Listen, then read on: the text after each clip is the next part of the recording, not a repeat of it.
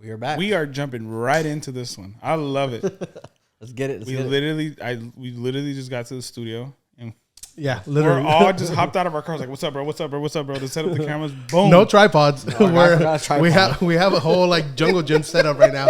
We gotta take a picture of this. All the cameras are just stacked up on boxes and toolboxes. Toys are all under the cameras right now, bro. We're gonna post it.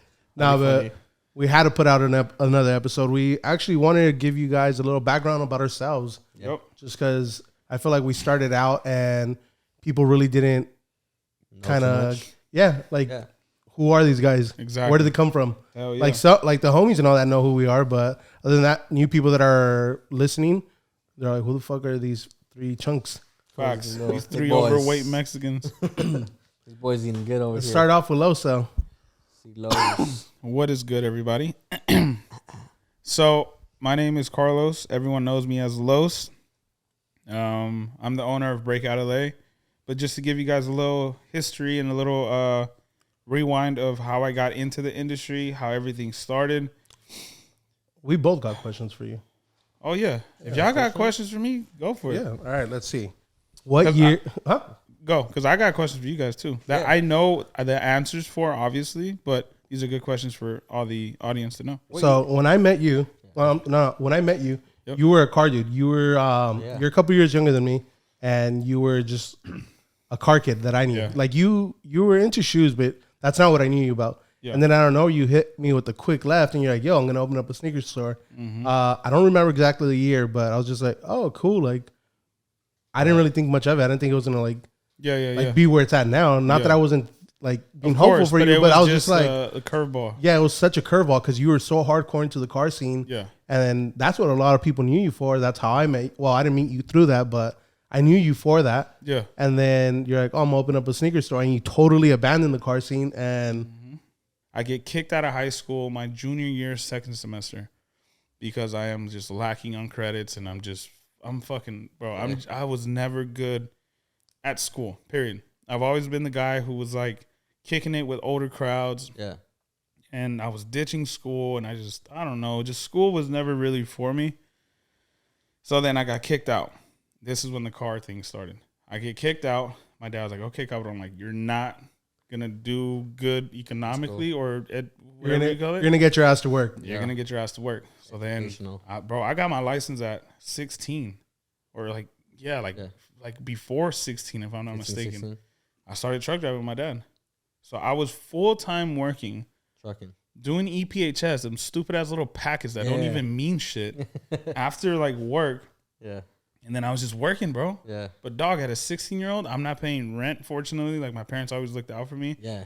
I'm not even paying my phone bill. Like I'm literally just working. Under the family plan. Yeah, bro. Yeah. Fucking Sprint or whatever they had. Hey, whatever it is. And yeah, bro. And I was just making decent money, dog. Yeah, at the time. So then, first purchase, I remember I sold a good amount of my shoes. I had a little bit of money saved up, and then I bought my first car, which is a 2016 or 17 Honda Civic SI. I think you told me. Yeah, bro. What color was it? Black. Okay. It was a black one. But prior to that, my mom would let me use her Altima, or my dad would let me use his little F-150 that he still has today. So then that's when the car, like, I sold the shoes. It was cool, but then I just switched to just Vans, bro. Like, I was a huge Vans guy. That's because you're a jerker. That too. He was definitely a jerker. So then after that, bro, yeah, so the car thing started, and then what really blew me up, though, was my Evo. So then fast forward, right? I don't know, 20 now or 19. I get my Evo, and then I'm still doing what I'm doing. I eventually go back to high school because I'm grinding out these credits. I go back second semester, and I end up graduating. I walk. I do the whole prom, the whole home. I do the whole. You're a super senior? Nah, hell no. I graduated with my class. And then, yeah, bro, so the car thing started happening. Then that's when me and your cousin Omar, which is like my best friend now, we get closer because when I get my Evo, he had just got a Subaru STI. I remember that. And then they used to do, shout out to Left Coast, they used to do some cool ass car meets at the In-N-Out right there in Signal Hill. I remember that. And then we used to pull up, and then that just like engaged like a whole new crowd.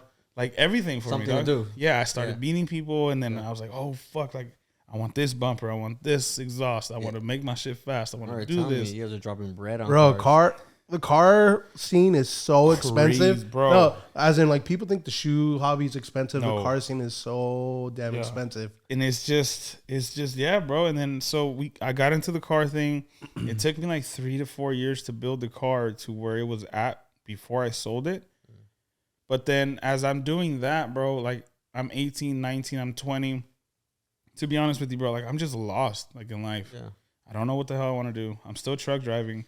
I'm like, bro, I'm gonna waste my youth behind a steering wheel. Like shout out to all my truck drivers. You know what I mean? Because I got a lot of homies that make a lot of money. It's a great career. Oh, there's definitely bread in there. There's definitely bread in there. But is it what you wanted to do? Exactly. It wasn't. And then like I don't know, bro. At my age, like I was already thinking like so far ahead. I'm like, dude, if I have a family, like, cause my dad, he would leave truck driving, and he like when he would go like super far up north, we wouldn't see him for like 4 days.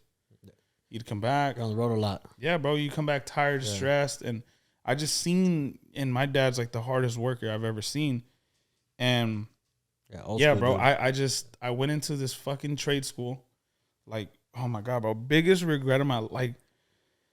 I hate to say because I might get a lot of backlash, but fuck, bro, this education system is just something else. I feel like if it's honestly, dog, if you're not if you're not gonna go to school for like the medical field, for like lawyers or like laws or engineering or certain, but if you're going to school to like, well, bro, you gotta get a master's in history.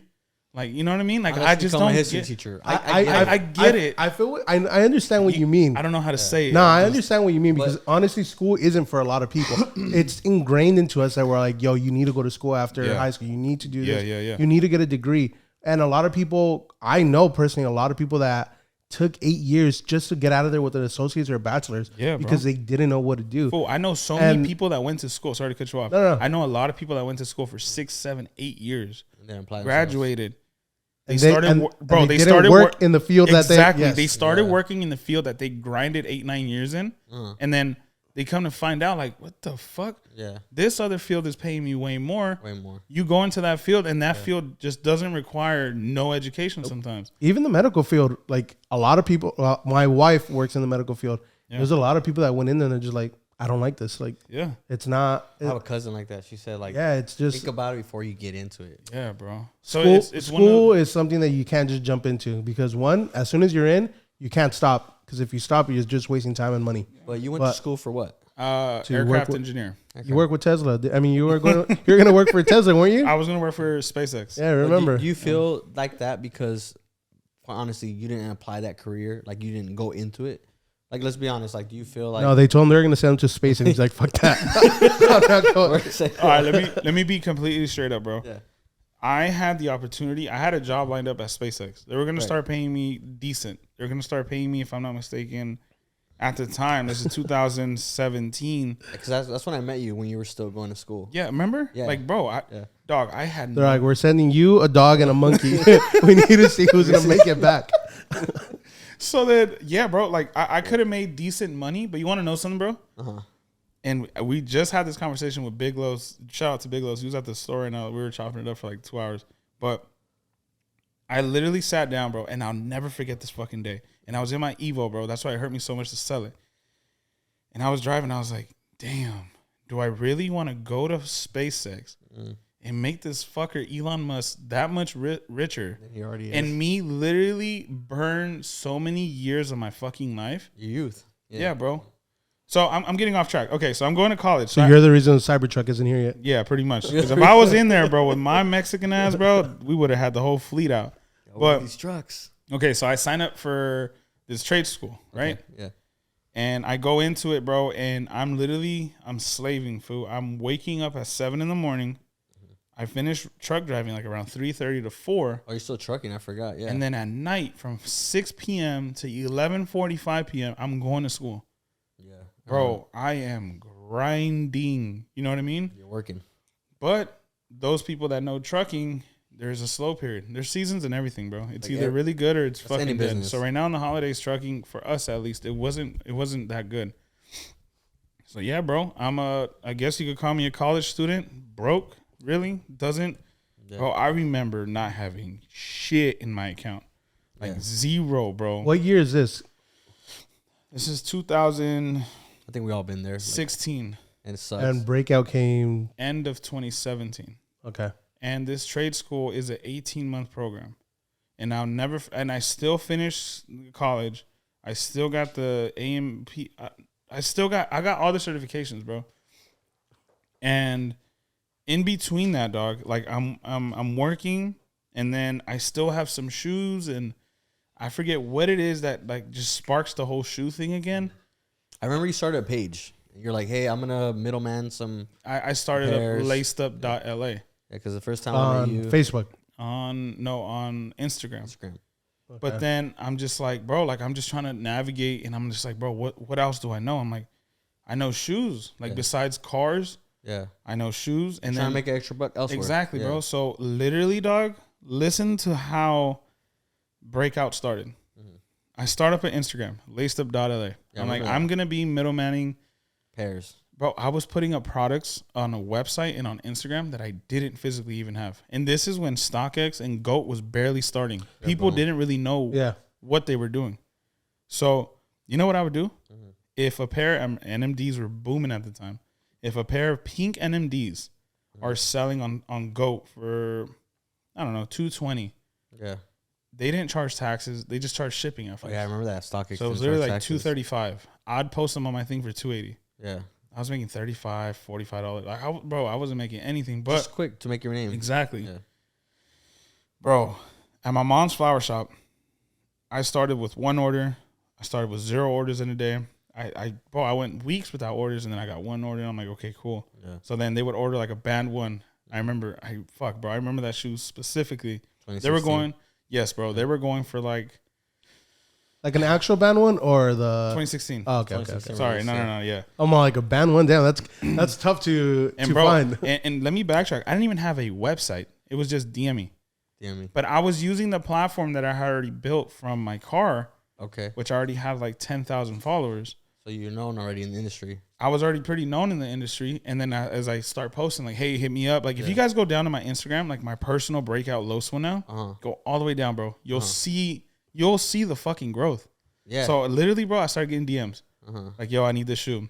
Yeah. I'll check on GOAT. I'm like, okay, it's after fees is $300, $340. Okay, cool. Yeah. Okay, bro, send me a $50 deposit. So I'd front $290. Yeah. That shit would take forever to get here. Yeah, 2 weeks, bro. If you're lucky at the time. And then when it got there, in 3 weeks, bro. And then when it got there, check it. I used to use my mom's 710 Flower Shop little paper invoices. First name, last name, what they paid me, amount due. Yeah. And since I was still trucking and going to school, I would leave it at the flower shop. And then and I'll tell the people it's a flower shop. Walk in, let them know you're there for a shoe. And I'd simply ask either my mom if she was there or whatever, like, hey, te voy a dejar este zapato. They owe this much, $290. Yeah. Just check their ID. Yeah. And then they owe you $290. Yeah. That's funny. Bro, like, people don't understand. People think that. I remember you got your first your Keymaster machine and you threw it up in there. Yeah, so, bro, we got that key. Me and my brother-in-law, bro, we got that Keymaster.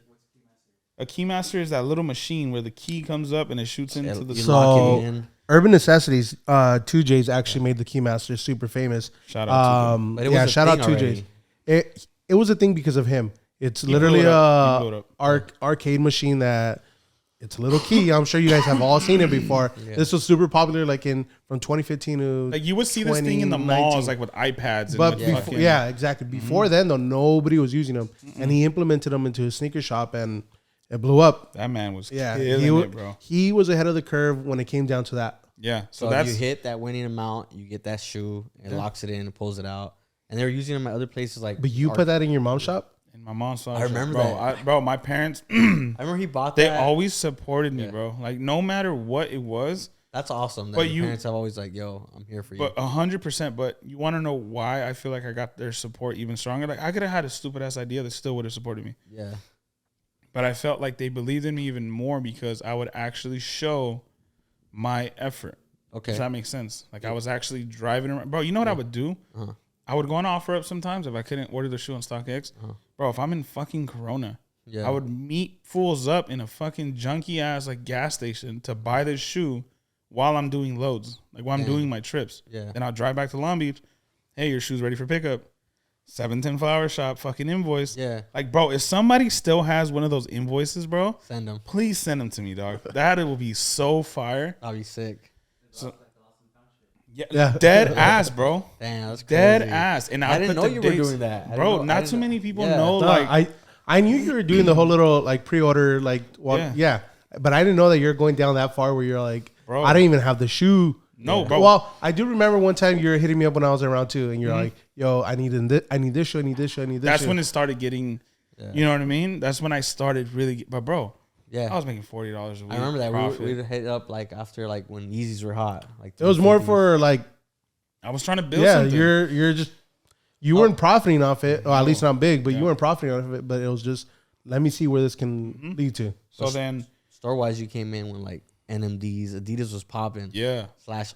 You know, so we'll fast forward to that right now. But anyways, so then that happens, right? I start getting more orders. Okay, I'm averaging 3 shoes a week now. It's pumping. 2 months go out. Okay, I'm doing like 4 or 5 shoes a week. Like it's starting to build. I'm still going to school. Bro, I'll never forget this shit. It's like 7 p.m. at night, and I'm promoting my fucking Instagram, bro. I only got like 450, 600 followers. Yeah, you're still coming up. And I'm still diversifying. Like, okay, over here, I start posting more about sneakers on my page. I'm only getting like 80 fucking likes. And then when I post my car, I'm getting like 1,500. So I'm just like, I'm trying to figure shit out, bro. But people don't know this. There's not a lot of money in the car industry, right? If you're just showcasing your product. No, so honestly, bro, the car industry is just. I mean, you can obviously make a business, but for a lot of people, it's just a hobby. It's just like an escape. Like this is what you like doing. You like going to car shows. You like appreciating cars. The best thing you could get out of that is just getting sponsored. And I was That's sponsored. what I was hearing, sponsorships. Yeah. So I was sponsored by Falcon Tire. I was sponsored by. But you're getting stuff once in a while. It's not like, hey, bro. Like for tires, I paid literally only taxes. I got the tires for free. $2,000 tires. I paid $200 for all 4. That's how much I paid for my tires. And then my rims, like not my rims, my wheels. Sorry, car guys. My wheels. I would pay, bro. I'd pay like 40% off, like on T37s, which are going for, and that's like $1,000 a rim. So it's a big savings. A wheel. Fuck, I haven't been in this. My bad. I didn't mean to get drifted off. No. You're good. So then, I'm using this car clout. I guess at the time it wasn't even clout to try to build my business. And then I'll never forget the day that Austin McBroom from the Ace family hit you up, posted on Instagram. He's looking for a shoe plug. Shit just happens. He ends up hitting me up. So you hit him up first, or he hit you up? There's a deeper story to that, but you know what I mean? Yeah. By the time somehow I get the DM in my inbox in the laced-up.la. Okay. And I'm just like, what the fuck? Yeah. I get the call from the person who like DM'd him like, hey, he just started the shoe page. Like, make sure you know what I mean? Like, hit him up. Check him out. Mind you, bro, at the time, I'm not watching these YouTube videos. I don't understand how big this man is. Okay. I see his Instagram following. At the time, bro, he only had like 400,000. I see his YouTube subscribers at Ace Family. He has about 750,000 followers. Subscribers, I'm sorry. So he's obviously big, but I'm just like, okay, cool. Fire. I don't know who the guy is, though, so I'm not like starstruck, I guess you could say. Bro, we get on the phone 10 minutes later of him DMing me. Here's my number. Boom. Yeah. Get on the call with him. Like, what up, bro? I'm looking for a shoe plug, this, that, and the other. Yeah. I'm just like, okay, cool. Like, mind you, bro, like, I'm so, like, verde in this whole, like, social media space. And I'm already talking to, like, one of the biggest dudes at the time, bro, because they are the reason, in my opinion, like, the Ace family, they're the ones who started, at least to my knowledge, like, family vlogging, family videos. You know what I mean? Yeah. And they're the ones who kind of, like, you know, set the stone in that. Made it big. So I'm on the phone with him, and I go to school the next day. And I'm like, damn, like, I'm getting advice from, like, my brother-in-law, from my sister, Blanca. I'm getting advice. Blanca's, like, my second mom, by the way, my older sister. I'm getting, like, I don't know, bro. Like, I'm just like, what do I do? He wants these shoes. Like, so he tells you, hey, I want this, this, and this. In exchange for promo. Okay. Okay, cool. Yeah. So I make it happen, get the shoes, and then, no. Before I even get the shoes, bro, he literally tells me, let's link up on Friday. It's like Wednesday.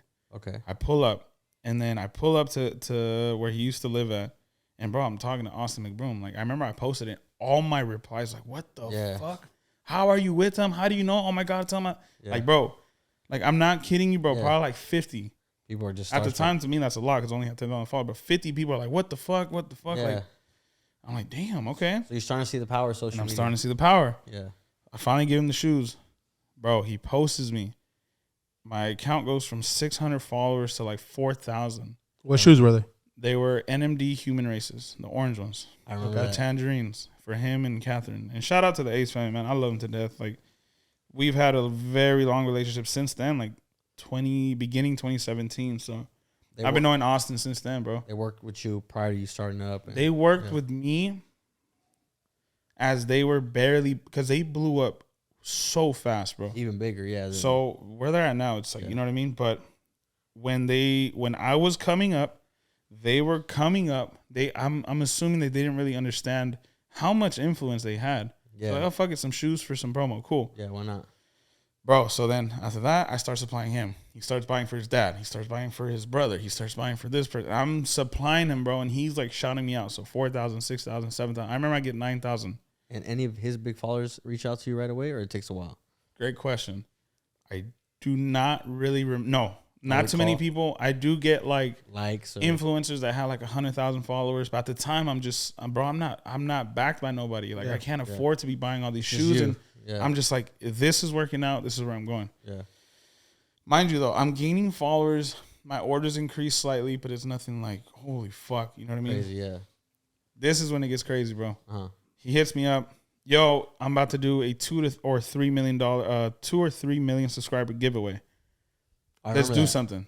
The Louis purse or bag. Or something. Then they supply Louis Vuitton. Remember those the little purses? The little mini bags. Remember the backpack? Yes. Yeah. This is when Palm Springs backpack. This is when they are like, bro. This is when backpacks are hard to find. Bro, everyone wants them at the time, bro. Yeah, they're popping. But we're gonna take a quick break, real quick. Camera guy signaling. Give me 1 second. So we're giveaway. Back. Yes. So then he reaches out to me. He's like, "Yo, let's do a giveaway. You supply Yeezy Zebras. At the time, the Zebras are going for like 800. This is not when they were going 2,000, 1,500. Second release? Second restock. They kind of dip. Yeah. 650, but the sizes they want. Yeah. Well, that gets determined later because we don't have to pick the size. Winner. But they ended up picking like a 4.5. That shit was like 900. And they ended up picking like a 7.5. That was like almost 1,000. Yeah, anyways, money sizes. So then he reaches out to me, and then he's like, "Yo, let's do a giveaway." Okay, cool. I'm like, at this point, I'm just like, it's still, bro. Let me just be real, man. If you, at least for me, man, the followers at the time, they weren't transitioning into sales, right? Okay. So there's even times where I don't want to say like I was doubting anything. Sorry about that. That I was doubting anything, but it's just like, I'm like, damn, if I have 9,000 followers, I should be getting X amount of orders. Granted, like my orders were growing, but it wasn't growing like crazy. I'm still weren't matching the numbers that you were getting following wise. Mm-hmm. Like that'll be amazing. Even like 10%. But then again, a lot of their followers were either younger kids that couldn't afford something, or like girls. I mean, a lot of women, right? Yeah. I feel like a lot of young people. I feel like at that point, girls still weren't into the whole shoe scene yet. No. And then that's something I learned years later. Because at first I'm like, bro, I got like I'm like, you know, I'm building this like this little fan base, and excuse me. So then cool. So he's like, yo, let's do a giveaway. You supply the Yeezys, we're gonna get these Louis Vuitton, whatever. Mm-hmm. Bro, if I still had the picture, I don't think Instagram, I archived it. I don't think archive even exists at the time. Excuse me. Oh my God. And then so cool. So we do it. I link up with him. My brother-in-law, Notch, goes with me. Shout out to Notch, man. He's been part of this journey since the beginning. And my sister Blanca. Like, without them, and my parents, like, man, you know what I mean? Obviously, like, not to discredit, like, my hard work and everything, but definitely them being You had a backbone. Exactly, bro. I think everyone needs that. And, but I was just always risking it. You know what I mean? Like, it could have cost everything. So, cool, we do it. I get the shoes. Bro, I'll never forget this day. I get the shoes. I drive out to like Beverly Hills, bro. And the hills, like way on top. I link with him. I give him the shoes. That was my very first like laced up LA t-shirts and stuff. Yeah. And I give him that. And I'm like, all right, bro, like, let's do it. He's like, all right, we're going to film this, that, and the other. Like, we're going to post it. Like, don't even trip. Yeah. Bro.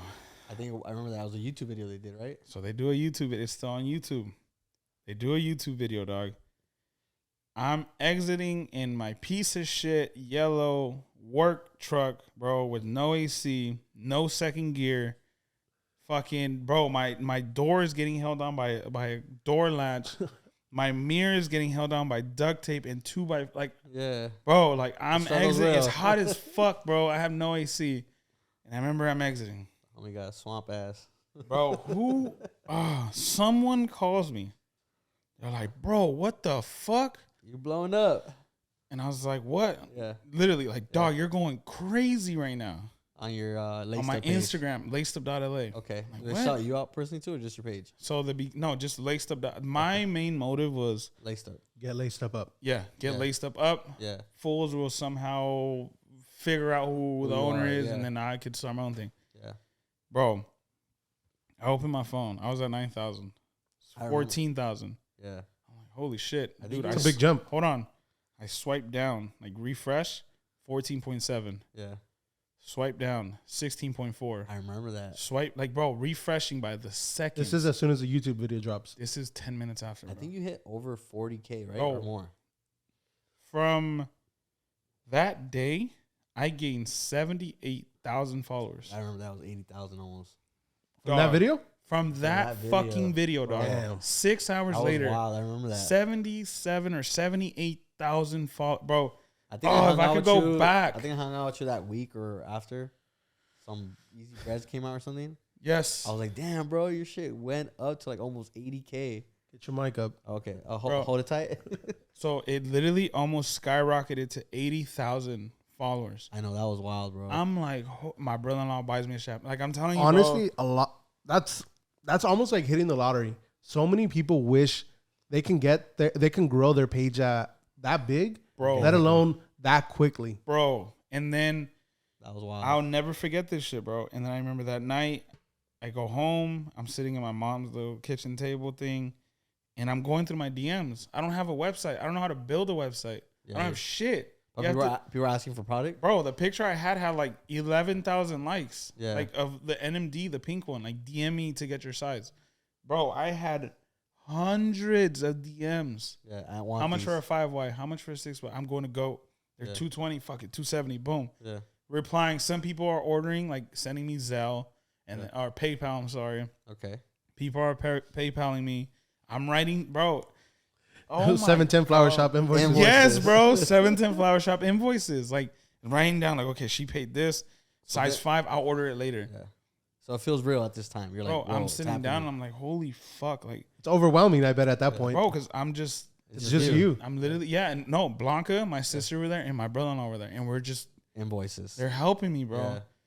And it fucking went from 0 to 100, literally. Would you say at that point though, was it where you're? What was the point where you're like, okay, you know what, I got to step this up because I can't just be doing 710 Flower Shop invoices. I have to obviously build something from this. This already. is still 2017, early 2017. I don't open the store to the end. My mom's already pushing me like, "Mijo, abro at tienda." I'm like, I'm not ready yet. Yeah. Like, was it scared though, like to do it? Bro, fuck yeah. I'm assuming because that's what I'm saying. Like, what was it that you're like, I'm not ready yet? Because clearly you had the followers, orders were coming in. So then this happens, right? So I'm getting all these, and I'm getting a handful of orders still. Okay. Only some people are buying. Yeah. And then the giveaway happens, and I instantly lose maybe 35,000 followers. So I go back down to, what's that, 37K or whatever? Still. That's still strong, but I think you had told me like, yo, this might happen. Remember? I'm assuming most of that drop off wasn't actual clients. No. It was just people just following. Like, fuck, I just want to get entered. The thing happened. I lost 2,000 like the first hour, and then like a day later, I was like down 6,000, and it just kept trickling down. Yeah. And so then that happens, right? So then I'm writing 710 Flower Shop orders, right? I'm ordering all these shoes in. I'm still going to school. Mm-hmm. But then I have a completely different perspective because I was super excited to become this aircraft engineer, work at this, that, and the other. And because that's the closest thing to cars that pays more. Yeah. And then I just have a different perspective. I'm like, shit, bro, I graduate like in 2 months. If I back out, I'm still in debt. Like, there's no turning back. And then that's when, like, the switch just turns on. I'm like, fuck that, bro. Like, I need to make something out of this. Like, there's no way in hell that I'm going to get all this exposure and I'm just going to drop it. Yeah, you know what I mean? With it. But once again, the Ace family's following base is a lot of younger crowd. You know what I mean? So then that happens. You still hadn't tapped the actual sneaker collectors, sneaker buyers, sneaker market. So you're getting there. Yeah, which is, you know what I mean? They're like, oh my God, why so much? I'm like, there's 260, 270. Like, like I can only afford $100. Cool, you know what I mean? But then that happens. After that, I graduate high school, college, I'm sorry. Damn, what the hell? Super senior. So then I graduate college, bro. And then I literally tell my dad, because I graduate June, July, like August-ish. And I literally tell my dad, I'm like, Dad, I think, like, you know, like, I don't think I'm going to be able to help you no more. What do you mean? And I'm just like, I think I am going to open up the store. But this is like 6 months of me procrastinating. You know what I mean? I start learning how to do the website stuff. I had Big Cartel, which used to be an old website platform, trash. I was like, I think I'm gonna open up the store. I think I'm gonna do it. But mind you, bro, I'm so fucking nervous. Of course. I'm giving away this job position that I potentially worked for at SpaceX that I could secure. I think it was like $18 an hour at 2017. That's pretty good. Yeah. I'm like, I'm just gonna, you know what? I'm just gonna do it. Yeah. I'm gonna do it, and I know it's gonna pay off. And I'm not gonna go work for someone else, and I'm not gonna ruin my youth and this energy and this drive that I have for someone else. I'm just gonna invest it in myself, bro. Because, like, hell no, bro. Like, I don't know. Like, I was just so. You were also at 20, 21. Bro, I was 20. Yeah, I mean. So I feel like, bro, this shit like changed my, like, I don't know. I just always had an older, like I told you earlier. Like, I used to kick it with people that were older than me. I had an older brother, you know what I mean? So his crowd, he was 5 years older than me. He passed away when I was 13. But like I said, since I was like young, I would just kick it with older people. That's admirable though, because a lot of times at 20 years old, people don't have that mindset of like, you know what, like I'm gonna buckle down and do this for myself. Bro, literally. Anybody would tell somebody at 20 years old, like, yo, at that time, yo, here's $18 an hour. They're going to jump on it. They're not thinking of like, oh, I'm going to work for somebody else. They're just thinking like, I'm getting these $20 or $18. So the fact that you're like, you know what, I'm going to pass on that, even though you went to school for it. And I'm going to knuckle down on starting up my business. Like that's exactly, bro. So then, and I feel like that taught me a lot based on coming up like with the family business, even though it's like a party rentals, it wasn't like crazy fucking, you know what I mean? Crazy successful or whatever. Even though my parents had us living comfortable, to our eyes, you know, they weren't buying us like crazy shit either. You know what I'm saying? But they would stress about it. They never showed their struggles to us until I obviously got older. But to what I was saying is I feel like that mentality that I've always had was because I came up working. You know what I mean? When I was 13, 14, my dad would send me to projects for like tables and chairs to set up at convention centers. And I used to tell dudes, like older Mexican cats, like that used to work with us, like 40, 45, like kind of what to do. I used to talk to the lead, like people at these events, and I used to run the show. Like, okay, where do you want it? Okay, you want tables and chairs here? Okay, cool. Manuel, Jose, like, yo, we need this over here, this, that, and the other. So I would be the coordinator. So you grew up with a mentality like I grew up with a business mentality, bro. In middle school, I used to sell Takis, bro. I remember my mom used to go to Costco and buy Takis bag, and I used to take them in middle school.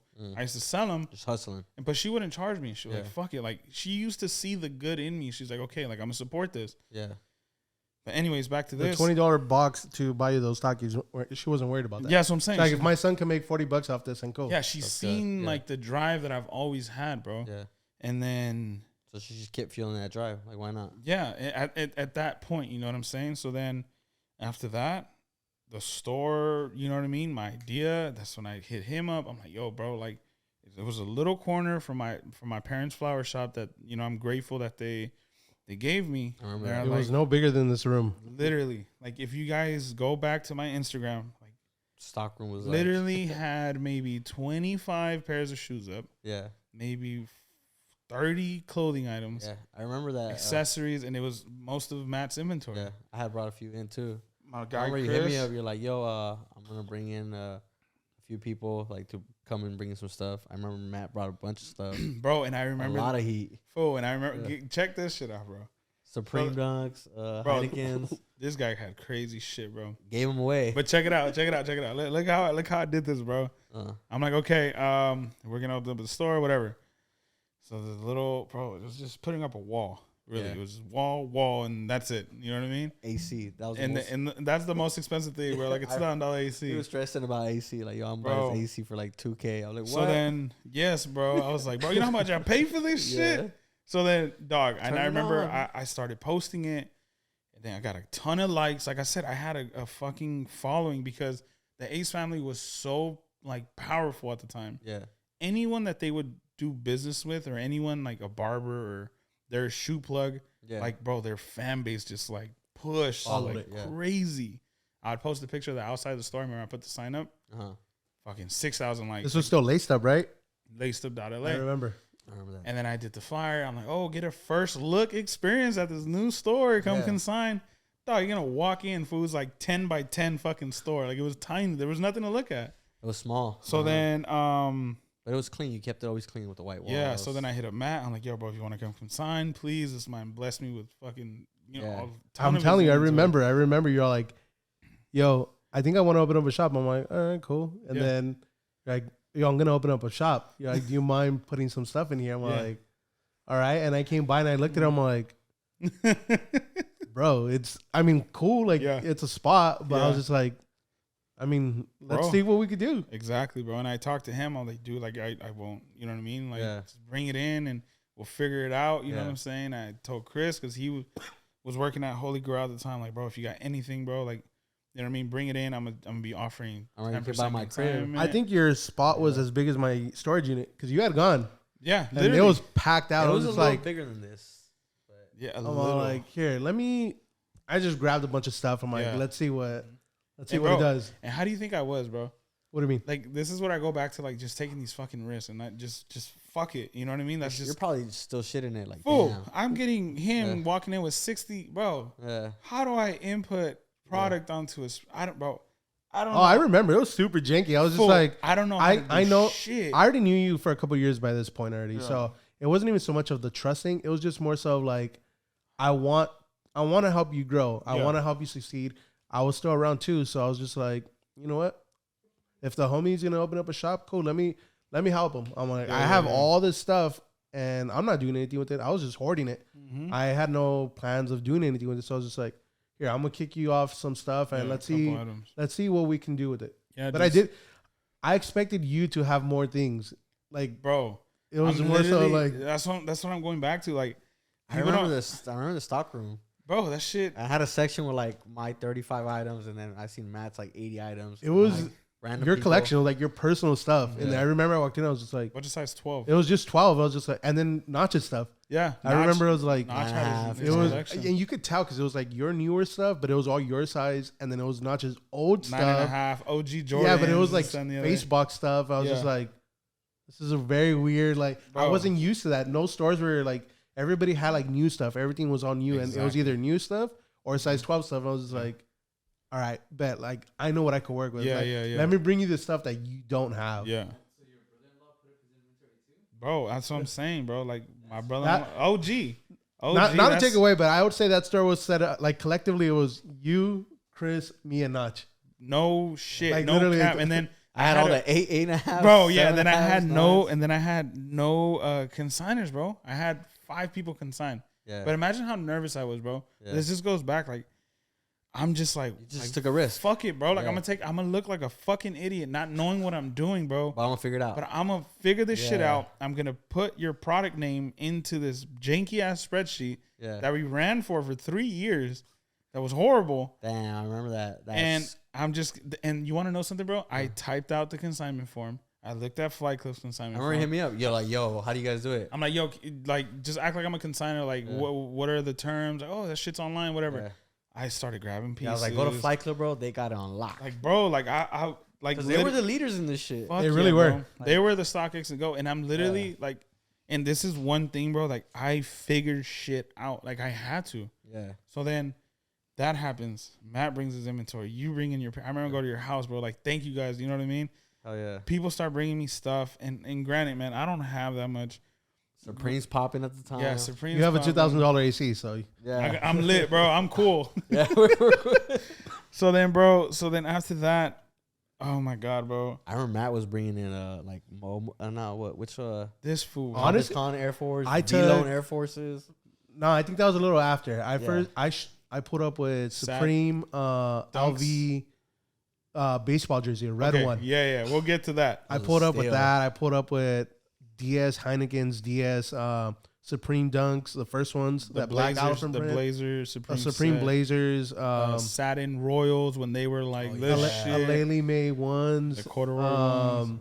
Bro, I was just taking like heat, because Atmos pack. Again, not to be a dick or anything, but you didn't have heat. I didn't have shit, bro. You just had like I don't know, like fucking Cork LeBrons and those are mine. Yes, I still got them. Like Cork LeBrons and red sixes. Yeah, bro. Tor yellow fours, which I mean they're cool, but at that point there were certain bangers, and like I said, like I had it, and I was just I think I even took some Off-White stuff. Yeah, because I remember I had a bunch of it. You took oh no, it was later. The size 4 Off-White Complex on.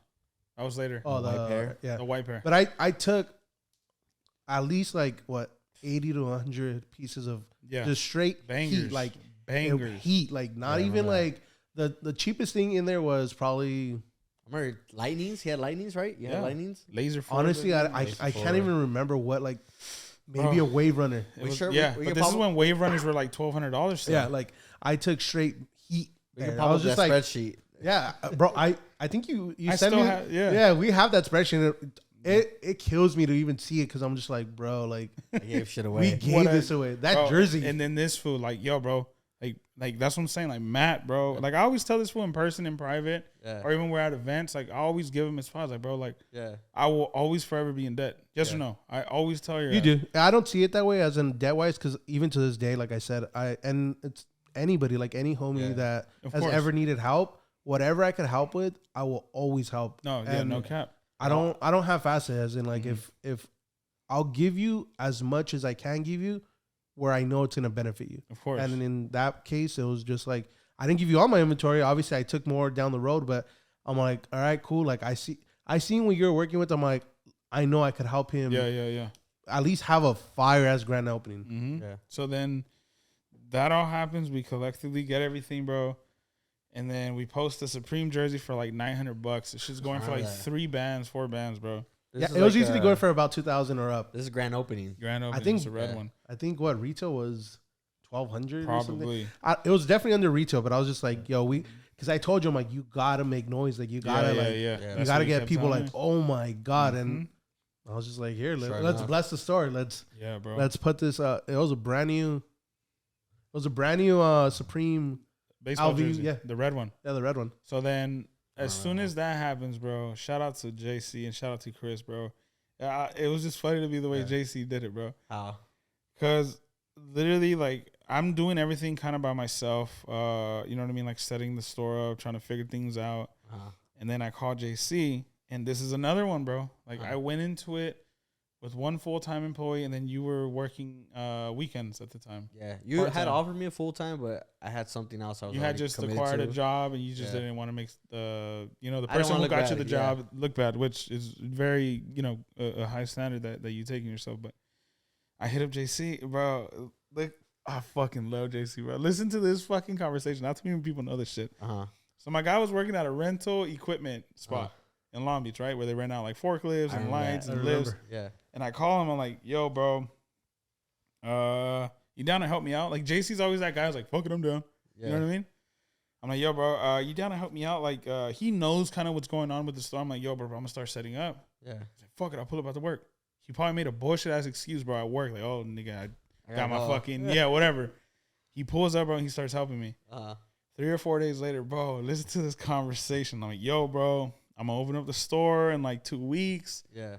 Like, let me know if you're down, full time. Let me know what they pay, whatever, right? Let me know. He's like, man, fuck it. I'm about to go turn in my uniform right now. Bro, he fucking quit on the spot.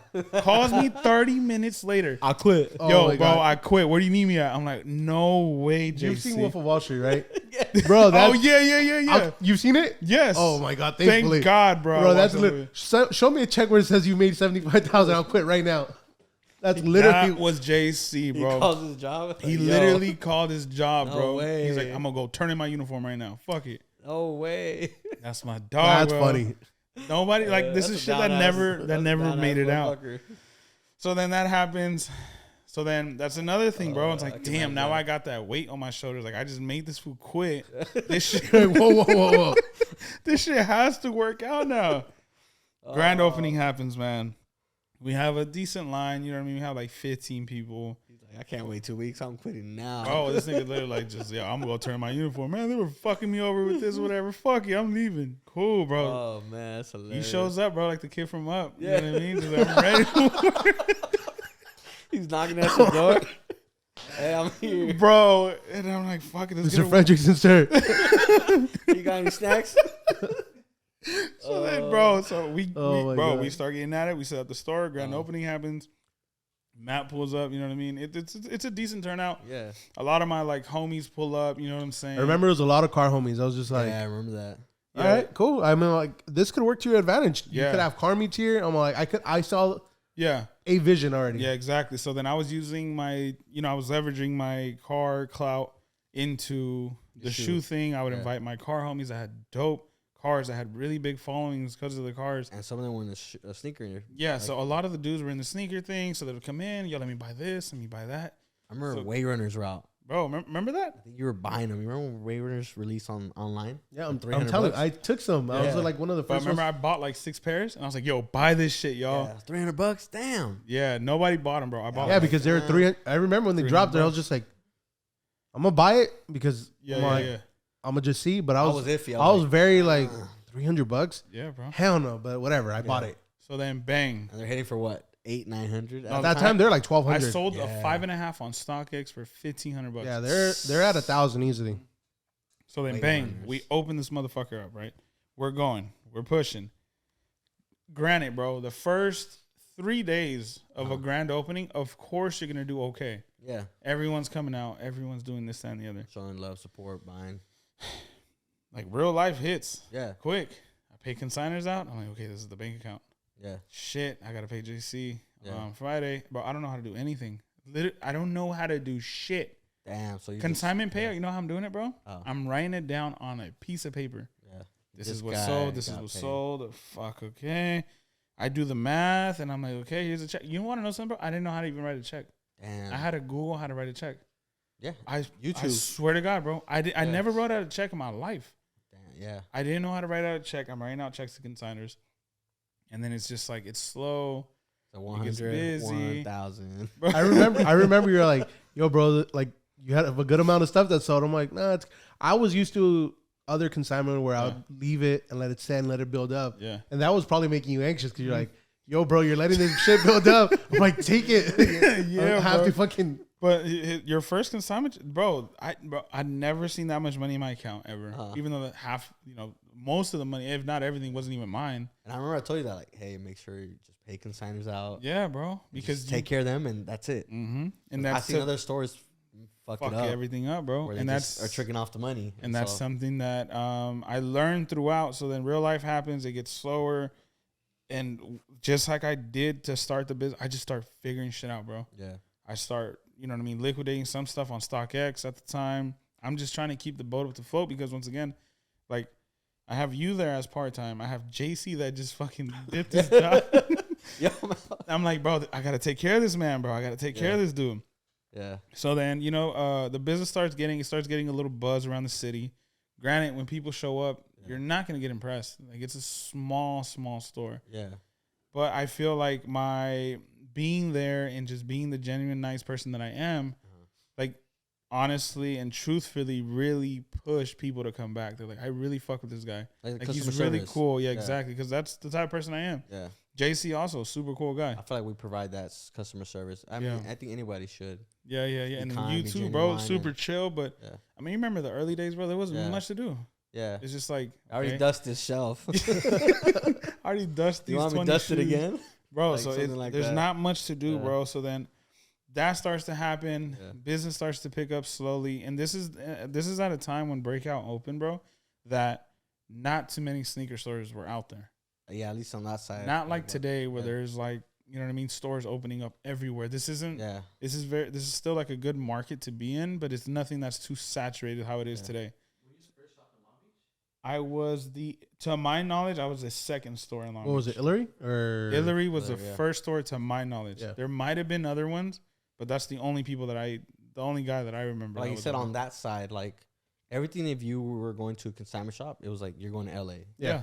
It wasn't, I didn't know. It wasn't Riff, it was Flight Club. Yeah, I didn't know of anything outside of LA. It was Riff, Flight, as far. Oh, and Holy Grail. The Holy Grail was very like. It was to itself. It was like secluded. Yeah, it was. I feel like they just weren't really out there. But other than that, it was all LA based.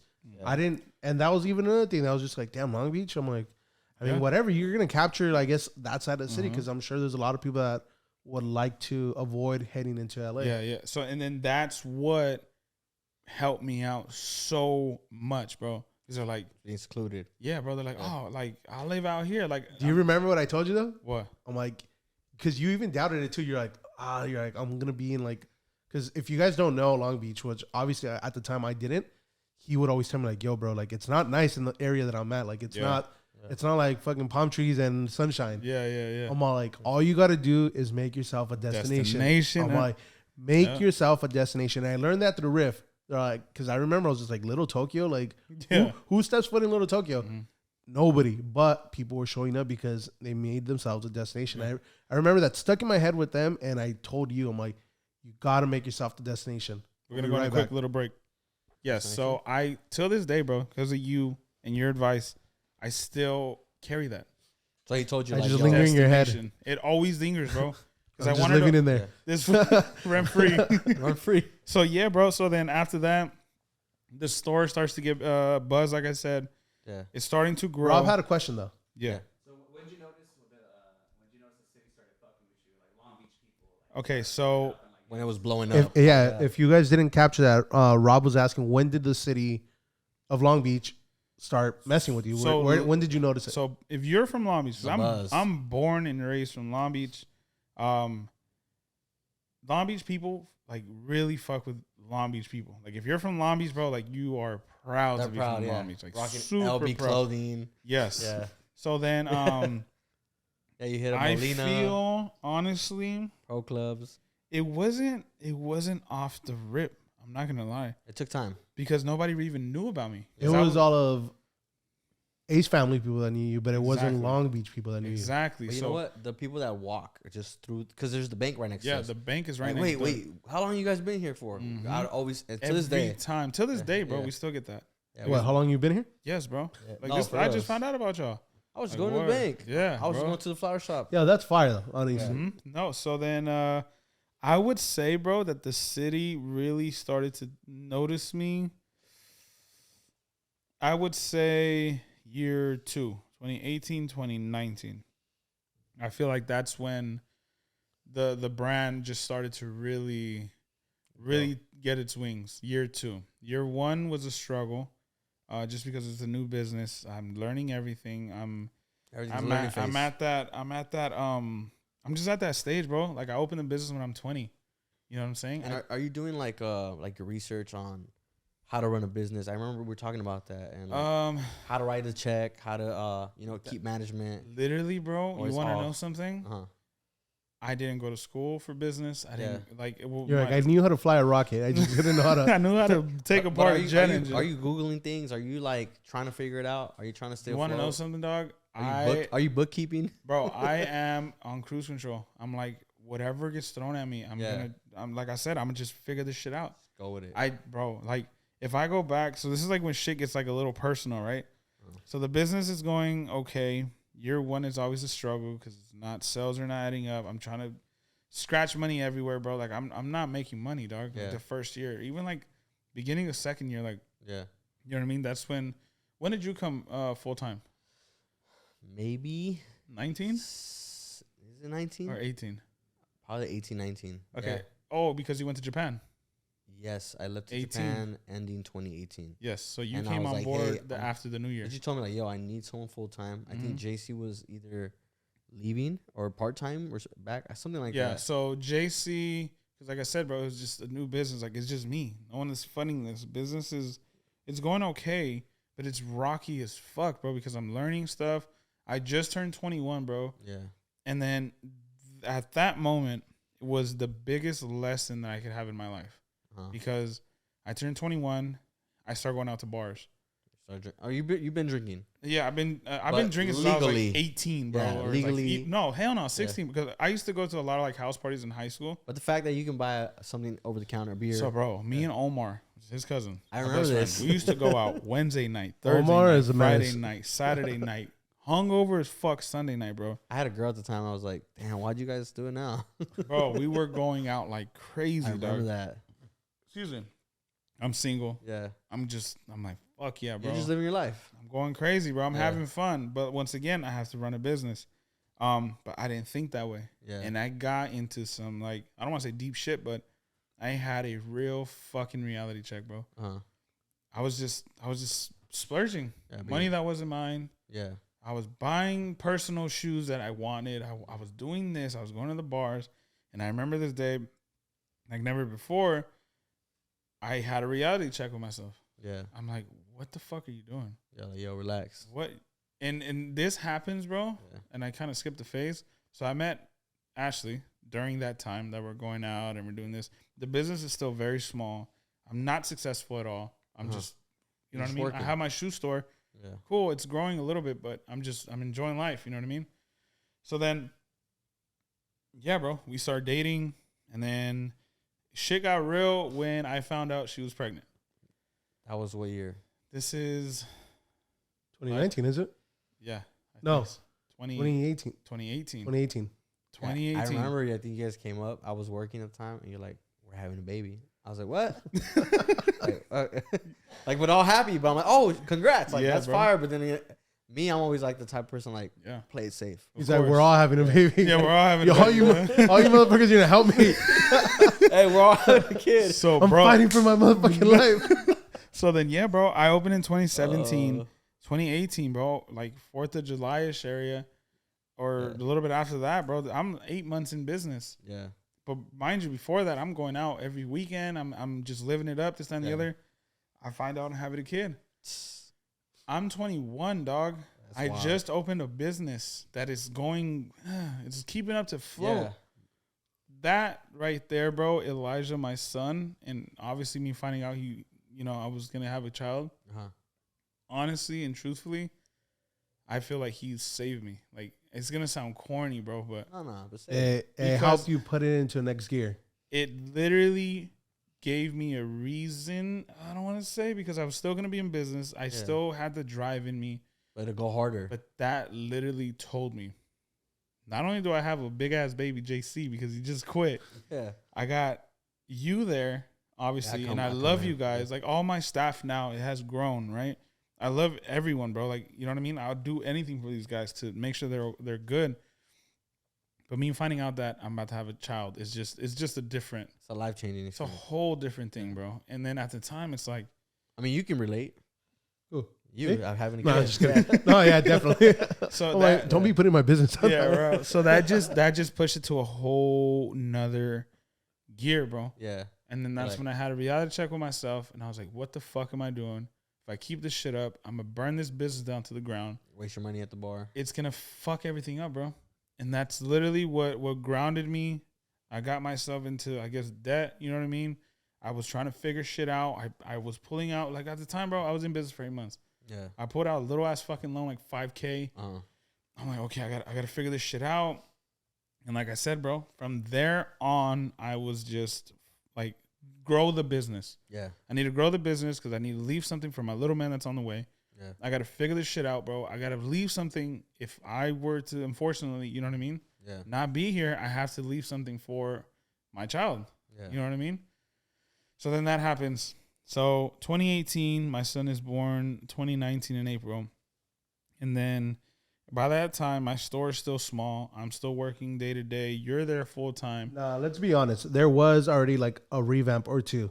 Yeah, so there was because it wasn't that 10 by 10 anymore. No, so there was already growth. It was a 15 by 10 because remember I scooted back a little bit. Yeah, we scooted back a bit. It was just inching back. Bro. The back room was getting smaller, but the storefront was getting bigger. So then, as business progressed, right, and I started to get a buzz, right, and my followers started to go up, and then I finally figured out how to do online. My store, I started running out of space.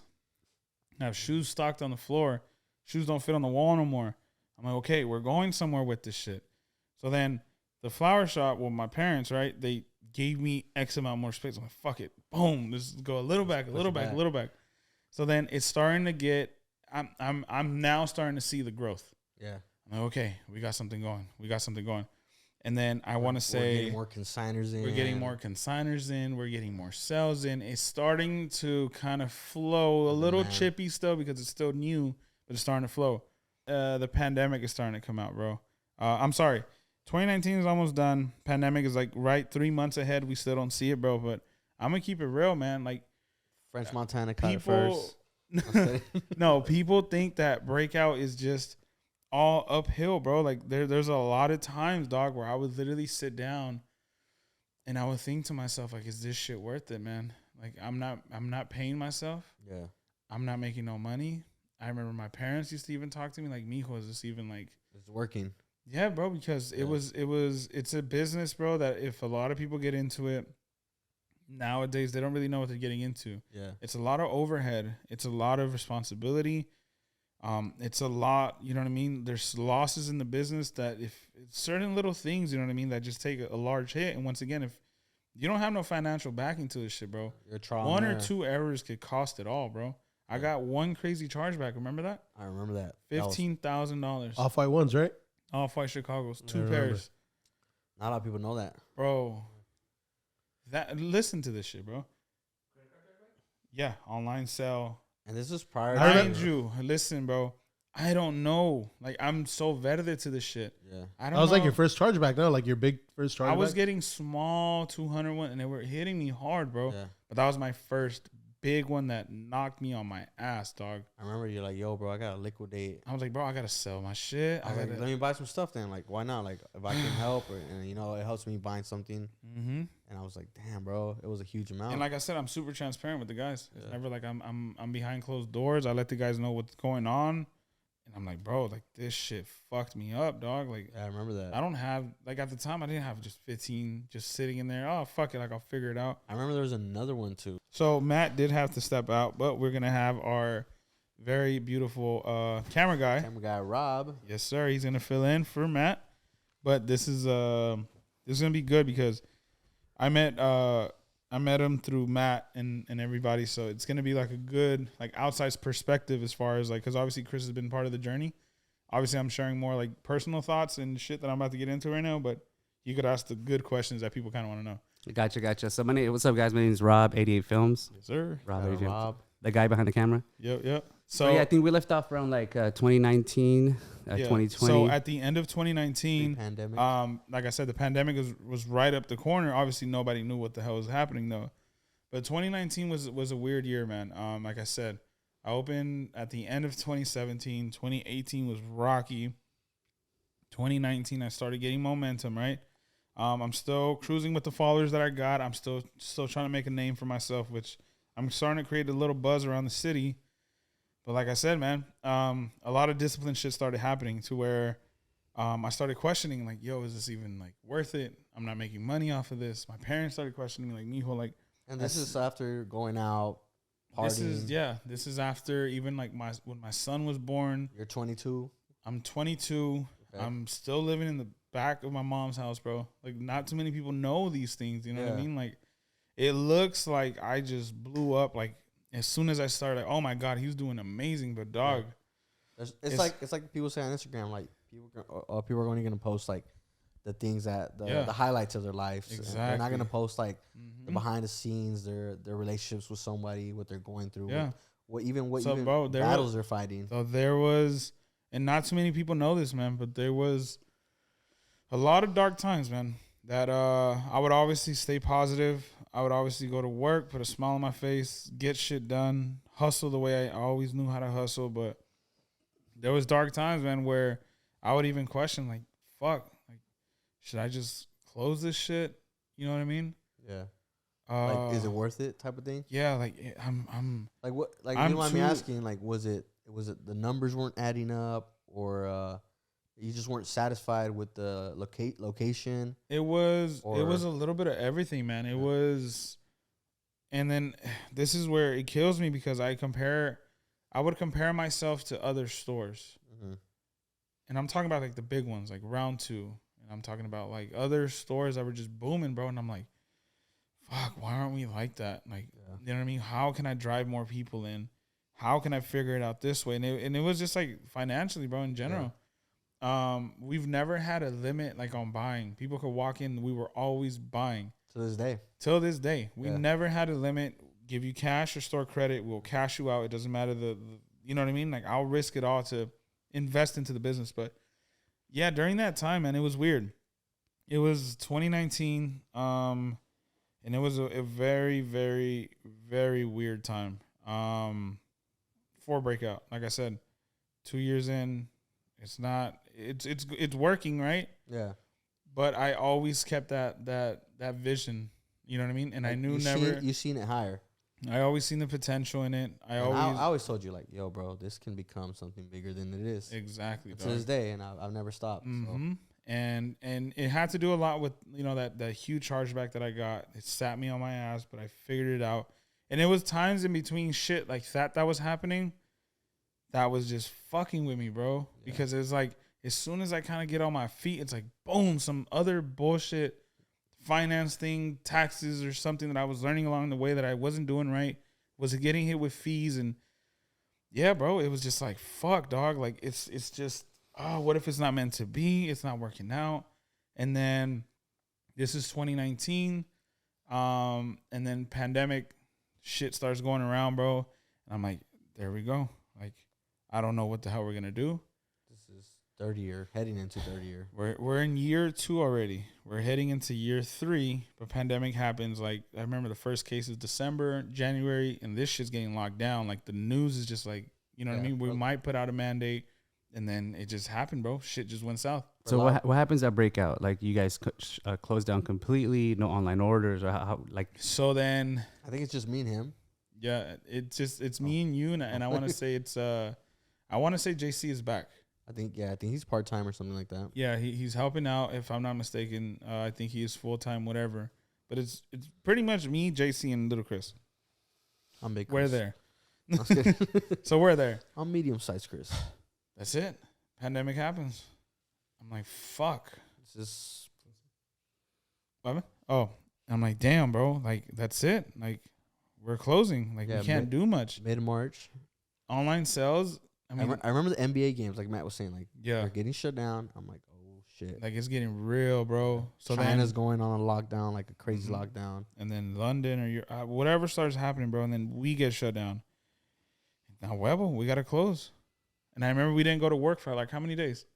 I think we did like a week or 2. Bro, we did like 2 weeks. But thankfully, no online orders, nothing. No, we were doing Kill the Hype online orders.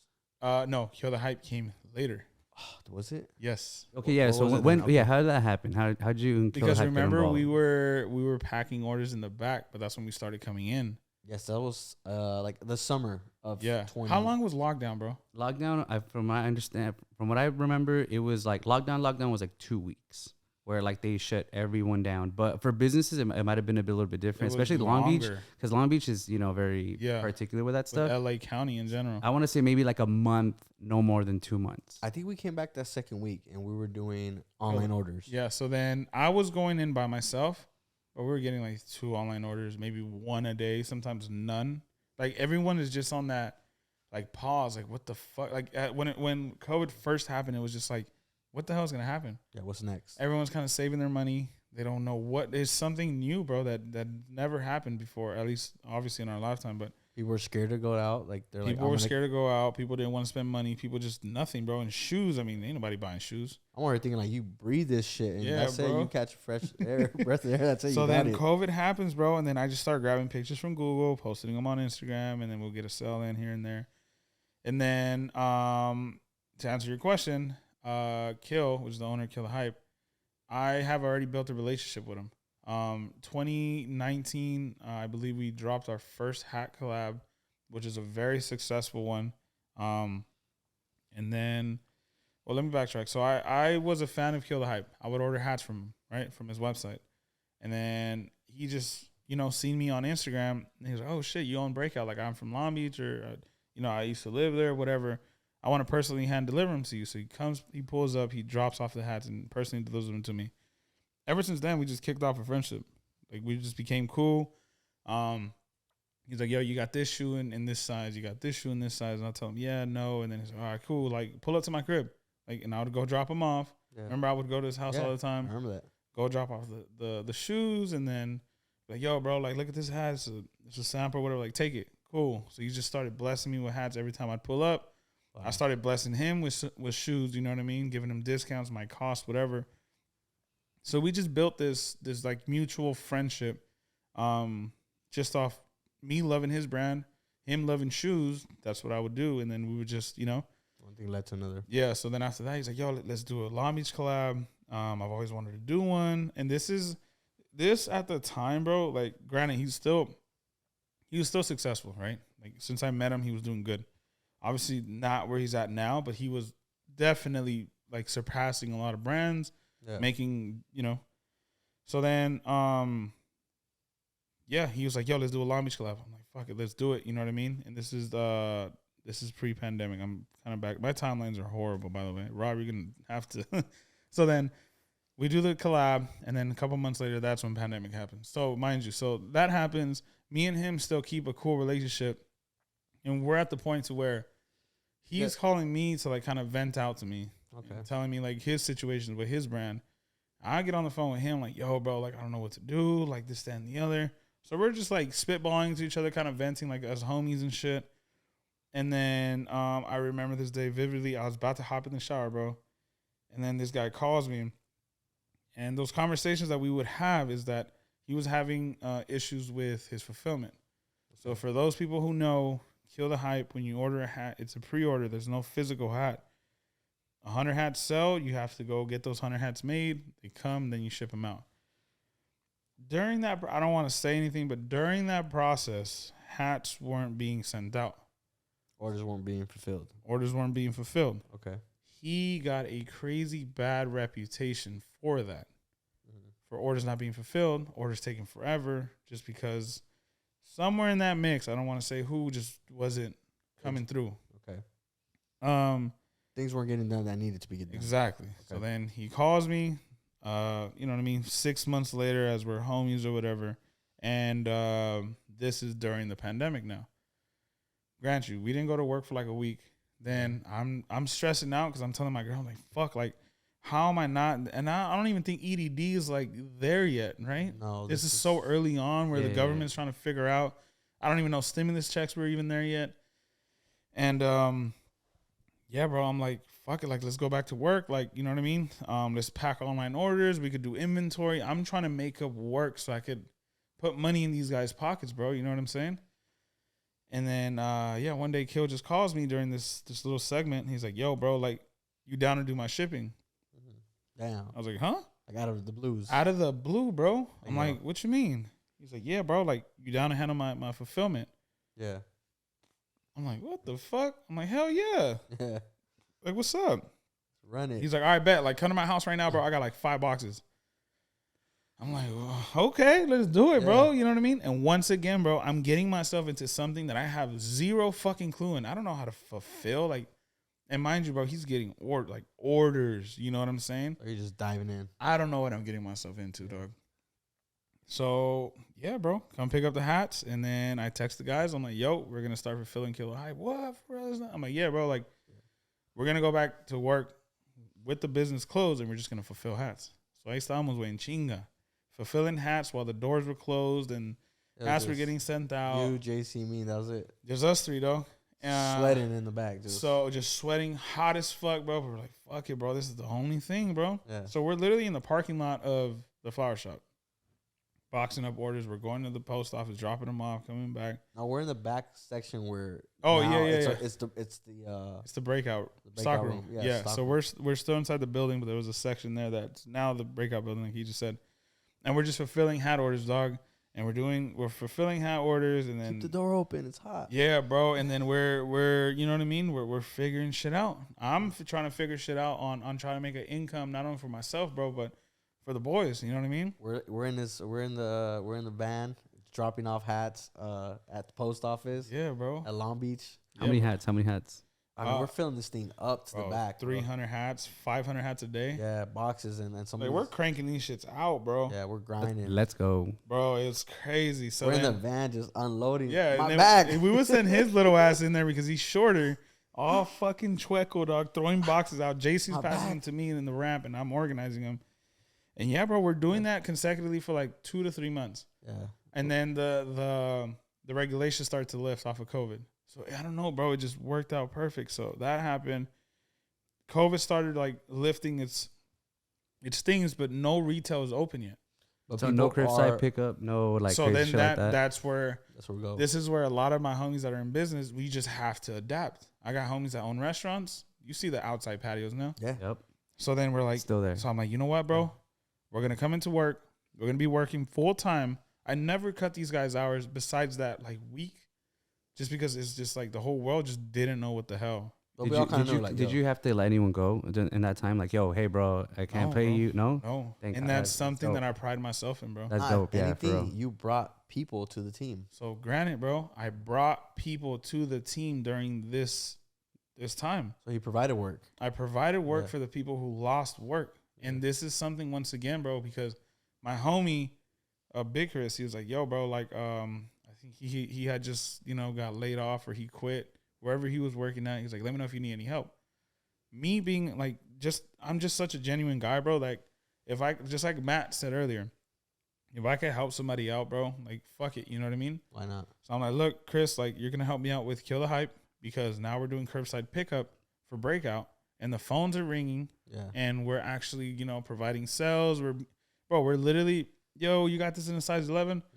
Yeah, we do. All right, for sure. I'm on my way. I'll be there in 30 minutes. So is this when the pandemic money's hitting, like the EDD shit? No. This is pre. Kind of, pre. But so we like are April, May, something like that. But no, there's no retail stores open. But we're hearing like, yo, people are getting help. People are getting money. People are getting help. People are doing this. People are doing that. I'm like, okay, cool. So people are calling prior to that, and they just want to buy shoes. So we would literally get the shoe, walk it outside to the curb. No, first we go get the money. Yeah. We take the credit card machine out there. Boom, whatever. Okay, cool. They paid. Here you go. Have a good day. And were you guys masked up and the whole bit? Yeah, we were masked up. Yeah. We fucking even had gloves. Like, we were all fucking CSI Miami, dog. Yeah. So then, do what you got to do, man. So then I hired my homie Big Chris because we're still waiting on some hat productions to come in because I ship everything out quick. It was just all three of us just in there. You know what I mean? I'm like, all right, Chris. And then Big Chris, he started on the hallway, bro, by the restroom. You have the picture still? Yeah, we're insert pic, bro. Yes, bro. Well, we gotta really insert it because send it to me. Bro, I got you. Big Chris started in a little hallway in my laptop next to the restroom. Next to the restroom, dog, with a 4-foot table and a Dymo printer, printing out orders, and then we have all the boxes of the hats right here, and then we're just doing that, bro. We would come in early some mornings, like, yo, let's come in, pump out KTH, and then we'll open up the shop. Yeah, but prior to that. I was doing the fulfillment in the backyard of my mom's house. Yes, I think your pops. Just me and my dad would help me too. Yeah. Okay. Fuck, my timeline is horrible, bro. I forgot about that. Yes, bro. So when the pandemic started and I got the contract first, I was liable for it, so I had to learn everything from ground up. So then I took initiative and I did everything by myself in my parents' driveway, bro. Out the crib. And just boxing shit up, and then me and my dad would go and then drop off the boxes. And this is during when it was closed. You're right. This is when you guys weren't working. Yeah. Everything was just closed. Like, we didn't know what the fuck was going on. So I was just handling that stuff in my backyard. 2 weeks passed by, and I'm like, okay, the store's not as busy. Let's take this operations over there. So then that's when we started doing that. Over there. But yeah, Big Chris started, bro, by the restroom with a Dymo printer and the laptop, dog. So then we're a team of 4 with you. Obviously It's 4 of us, and then then EDD starts going down. So you start seeing that money come in. Holy shit, bro! Were we lit? Once again, I don't think any retail stores were open still. We were doing an appointment kind of. Like we're like call in. Yeah. You guys could come in, come masked up. We'll take care of you. We had the store set up still. We were just closed. Yeah, 1 or 2 guys just shopping in there. Yeah, with masks and everything. We're just fucking like, all right, cool. But everyone had money, dog. When you first saw that EDD card, like, yo, what the fuck? Little is mountain that? card. I'm like, yeah. What the fuck is? Fuck is this? Yeah, go get cash, bro. Yes, and then I got 2,000 here. Yeah, bro. So then after that, Kill, which is the owner of Kill the Hype, calls me. He's like, yo, my homie is looking for work. This is B. Yeah. No, this is like one busy ass summer that we have. I mean, every store was popping EDD. No, but we were like, we had lines, bro, to come inside the shop. We had to legit lock the doors and, all right, dude, I let another guy or group in or like. Bro, I had to literally adapt and I had to figure shit out and because we got people from like, sorry to cut you off, like, from like Miami, Florida, like real, what that is about, you know what I mean? Yeah, real dudes like out there just with money, but dropping the bag, bro, like coming through. Yeah, so we're blessing people, bro. We're in there, we're like, fuck yeah, you know what I mean? You want to come in the shop? We have all the consignors were picking up fat ass checks. Oh yeah, during that time. Yo, bring some more. All right, they're dropping off. So yeah, so then we're having appointment drop offs. So consigners that want to come bring in inventory, and granted, we've scaled our consigners by that time till then, because we're the only consignment shop that's really I don't want to say really operating, but we were just adjusting to the standards that operating at a fee that no one gives out no more. 10%, which we don't anymore. But at the time, it was a giveaway. Like, who's giving you 90% profit? Yeah, you're taking home 90% of the sale, and we are realistically like one of the only consignment stores that are operating, obviously following the rules with what the city was giving us, right? Because Shoe Palace wasn't getting anything. Yeah. Foot Lockers weren't open. Malls weren't open. And that's beautiful about the space that I was at, because I'm my own brick and mortar. I don't have to abide by nobody's laws, but the cities. If they were telling me restrict people, do this and that. But during this whole fucking time, bro, Shoe Palace was getting no shoe drops. There was no shoes being released during that time. I remember that. So we were the only ones with a large inventory at the time operating at that. So we were crushing it, bro. I remember pre-pandemic going back. I have a video. I was like, what pandemic? And there was like 10 people in the store because we were such a small shop, and it was like a swarm. I'm in there with no mask, just risking my life. And then like fast forward to the store being bigger, right? It got bigger 2020? Yeah, during that time. Yeah, and then I took advantage during that we were closed to really blow out the store. Oh yeah. So that's when we were packing orders outside, and like I said, bro, it was just so many. This is the big expansion. This is the big expansion to where before it was at now. So then that happens, and then yeah, bro, we're crushing it. EDD, that was lit. That was going down, but during that time, bro, is when I started to understand social media and the power of social media. I started reaching out again. And this is during those dark little times that I was having. Like, fuck, is it worth it? I got to figure something out. Pandemic happened. I had more times in my hand. I start reaching out to people. And let's do a collab. I'm like, I got to get back into this shit. The same way I did it with Austin. Yeah. I got to start figuring shit out, bro. I remember that. So then I reached out to, this is Laura from Laura's Boutique. We do a giveaway together.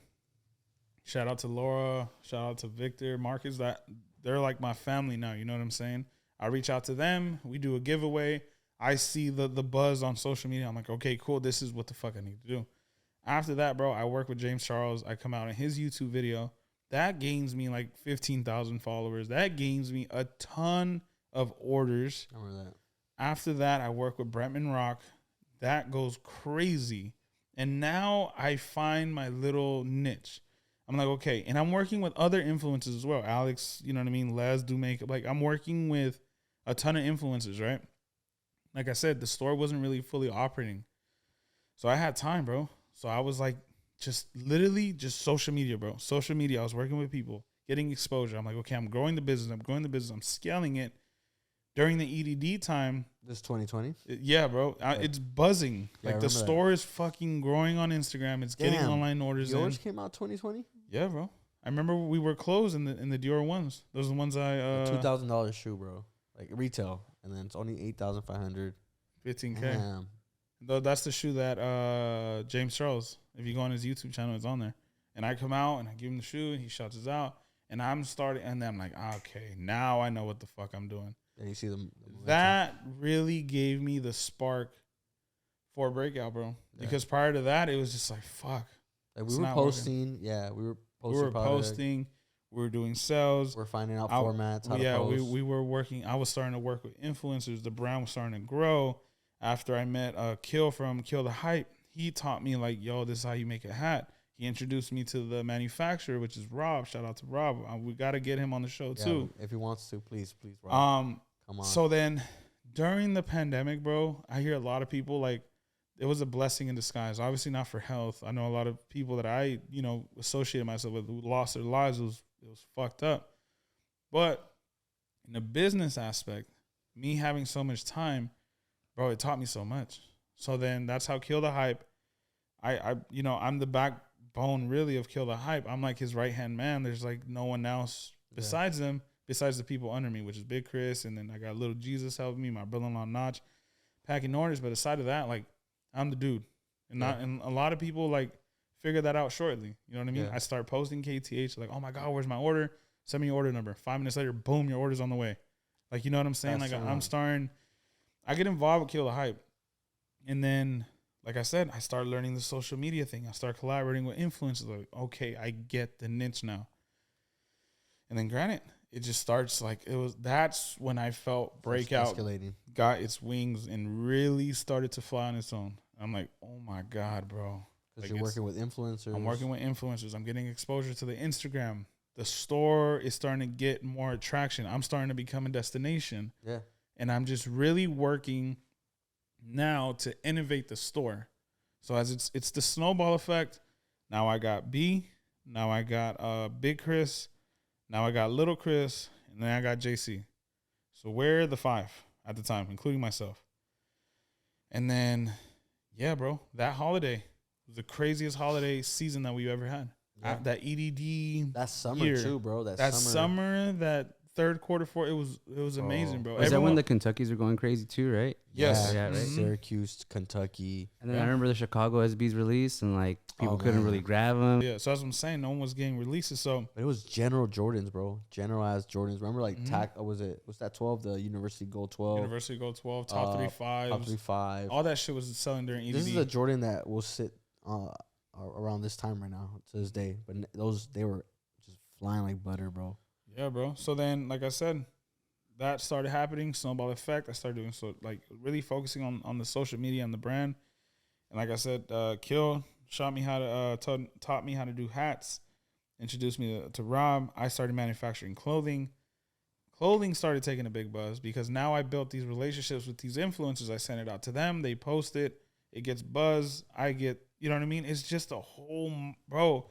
It's just a whole animal. And I it's a domino and effect. I learned it once again by experiencing it, by not knowing nothing. So I had to learn it from ground up. So then, like I said, now people see me like, oh, like I'm the influencer shoe plug because I hang out with a bunch of influencers. But aside of that, bro, like I just built genuine relationships with these people. So now it's like you're invited to my wedding. Like, oh, you come over here like to this family event, and I'm there, and I'm just like, and did you I don't really see too many homies. Did you see that blow up? Working with Laura or a specific influencer? I would say Austin McBroom was the one who gave me like that light. Mm-hmm. And then I reached out to Laura. If I'm not mistaken, she's like the first content creator that I worked with. Mm-hmm. Then after that, James Charles, Brentman Rock, and then I started working with a ton of people. You know what I'm saying? After that, it just kind of spiderwebbed in during the pandemic. Was that 2020? Yeah, bro. That's what I'm saying. It's like so many blessings happen, bro. Like Jay from Urban Necessity, like that's my dog. Like he's texting me right now. You know what I mean? Like I just built all these relationships. I don't know why. Just during that time, people just had time. Yeah. I think people had time and people were chilling and, you know, people were just like kind of like assessing their business. Yeah, bro. So if they saw people moving, like if you were still active, you're still moving, still doing stuff. Yeah. Like, oh shit, maybe, you know? I remember that. Bro. You're like, yo, Jay's coming tomorrow. Yeah. And another thing, I was like fucking nervous. I'm like, this dude's like the god of resale, essentially. You know what I mean? Yeah. He took Urban Necessities to a crazy level. He wants to buy hella inventory. We make up a crazy number. That was my biggest transaction ever. Yeah. And he just boom. I remember he came in and like Cashed like out. 28K or 30K. Yeah, it was like 28K, So, what, 30,000. so he writes a check or brings cash. Bro, boom, put it on a card. Or like Nice. wire, right? Like a Cool. bank wire. Or Yeah, something? or he wires or whatever the case may But be. he did another one prior to that, right? Like where he just drove up by himself. Yeah, bro, that's what I'm saying. Like he just hit me up, like, yo, I need inventory. Like, what up, Los? Like, what you got? I'm like, okay, let me pull like 100 pairs. Yeah. Yeah, and that's the difference with me. Like, I own a lot of the inventory that's there, so it's whenever I supply a lot of big stores, bro. Like, I don't want to name drop them, but a lot of big stores sell. Buy from me. I'm sorry. Bye. So then, yeah. So 2020, 2021. Crazy. It's going, and then I do my biggest investment, 2021, which I build my consignment management system, which is a fully custom website, sneaker portal, to where consigners could manage their inventory, could manage their sales, could manage so much. Yeah. And I launched that June of this year. I started 2021. I acquired my warehouse in 2021 also. Yeah, like, bro, just, like I'm telling you, bro, it's just snowball effect. It was just fucking hard work. You want to take a break real quick? You know what? We have to. Yeah. So okay, cool. We're going to take a quick break, reset the cameras, and we'll be right back. Hold that thought. Yes, sir. 2021, I acquire a warehouse, and this is, like I said, man, this is like when the snowball effect started happening. I started working with influencers. It was going good, you know what I'm saying? Like we were bringing in the revenue. I scaled the staff there, and then we are outgrowing our stockroom. But we still had the old portal, right? The old way we did consignment. Yeah. And I remember that was stressful because that was fucked. Yeah, we had one. I mean, we had multiple guys, but we had one really good guy, which came on to the team that year, right? Brian B. Yeah, he was really computer savvy. Like he was just he got on it, down. bro. Like shout out to B for he was a. It was stressful, I can tell. But he was a very shout out to B, man. He was a very key. He came in, bro, at the right time because this is when the business started to like grow as far as consignment intake. We started getting a buzz. The people that were selling with us during the pandemic were receiving crazy checks. People don't know consignment's a lot of work when you have to input a product, create it, and then help somebody price it out that doesn't. And then they don't either they're too lazy or they know a market but they want to price it at this amount. They want to try a different number. And B was the guy really computer savvy, real quick. Don't get me wrong, like me and JC can do it. But like I don't have those computer skills that he has, at least not yet. And that was pretty wild. I remember that. Like bro, he came in. Remember that room, that stock room? That's what I'm getting to, bro. This was wild. We had a little closet, let's just call it. So we had our stock room that was up to here, bro, because during the pandemic, people that were buying online and consigning and everything, they were bringing to us. Took over the office, bro. We gained so many consigners as just bringing stuff in, dog. This is EDD. This is like. So do you think that's because like people started knowing who you guys were, or like how like word around town type of deal? It was a little bit of everything. People started catching wind of us because I was promoting and I was really pushing the brand name. I was working with a bunch of influencers. And everyone just had money, bro. And then think about this. Dog, people are making 7-8K a month. And then EDD is only through Bank of America, which is right next to us at the time. It's like the jackpot. It's like right next door is the main branch of pretty much Long Beach. So everyone that's pulling up is going there. And as they're walking back to the car, they're like, hold on, I think I need some dunks or something. Yeah. And then the dudes with like, I don't know, multiple EDD cards, like, yo, trappers, whatever they are, like, so did you guys see that? You guys saw like PPP shit? Oh, is that what we're talking about? What, bro? We seen so many of our homies. I seen dudes put up with visor masks, like these, like construction, like visor masks, like reflective, and you can just see eyes.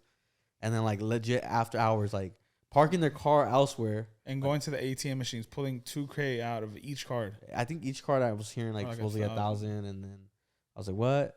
And like dudes pulling up like in Sprinter vans. They were legit, bro. Like check this shit out, bro. There was cars being left in front of the shop, rental cars, just burner whips, pulling up, fools pulling up in Scullies with glasses on, going to the ATM machines and unloading these cars, bro. 20 cars. They were stealing post office trucks, bro. Sheesh. That was some crazy shit. It was crazy, bro. So imagine these guys pulling out $15K a day, and when they're walking back, they're like, "Hold on, what the fuck is this?" Oh, I'm gonna come back. I didn't see none of it. You know what I mean? Yeah. And they just came in here. Let me get this. Let me get this. Okay, cool. You know what I mean? Bet. But like I said, like when we would like walk to the gas station, we would see like a car pull up. Boom. I remember there was a car that was left for like 4 days. The Georgia one. Yeah, it was like a little Prius. Mm-hmm. I was like, yo, no one's gonna claim this car. Like, but it was a rent-a-center or like some car place, and 4 days just chilling right there. So yeah, back. You kind of just catch drift. You're like, all right. We get what you know what I mean. Whatever. They're handling their own business. So we can put one and one together. So B came in. We had a little closet room, bro, that was just jam packed with shit in it, bro. Shit just didn't fit no more. We had so many items like on consignment. PS5s, Xboxes, bro. Like PS5s are selling for like 1,000 plus, bro. Yeah, this was the year the PS5 was dropped, and then we finally acquired a warehouse. We get in there and it's like Step Brothers, bro. We got so much room. Like, you know what I'm saying? Where do we start? Yeah, we just had a back wall. And we're like, okay, this is gonna last us.